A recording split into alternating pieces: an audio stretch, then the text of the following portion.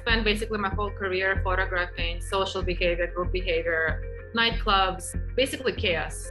And all of a sudden, the chaos was gone, and I was never good at photographing silence.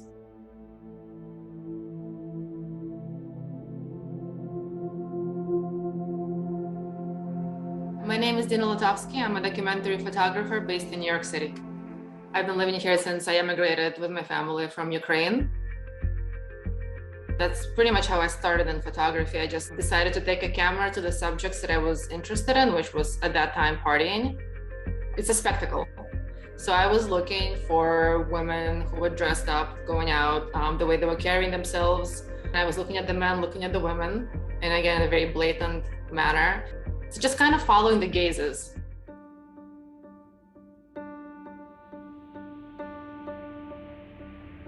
When the pandemic happened, my first reaction was just sheer panic. All the social life is gone, all the nightclubs are closed. I went out to photograph during the day, I came back with nothing, and then I went out at night. And at night, the city transformed. The sense was that the city became mine. You know, before it was always taken over by everybody else, and I was just a small little fly on the wall observing. So it was all about interaction. Here, people are gone, really, there's no interaction. So kind of to me, the idea was to photograph the city as a stage set where all the actors have left. There are surveillance cameras surveying nothing, there are traffic lights directing nobody. So the city has lost its function.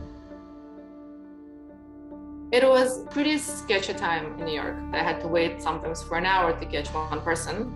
It just didn't feel safe. The one time I went alone, I almost had my camera inked out of my hand.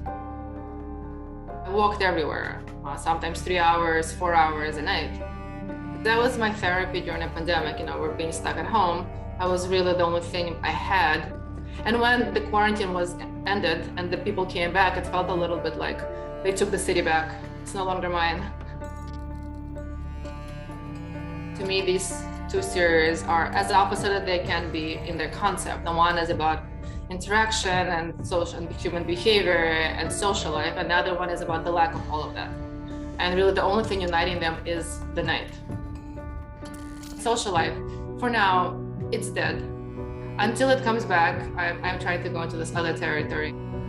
I feel like I became a completely different photographer. I thought I was very stuck in a specific mode, only photographing interactions. I found that I can do other things, like do something a little more abstract, maybe a little more poetic.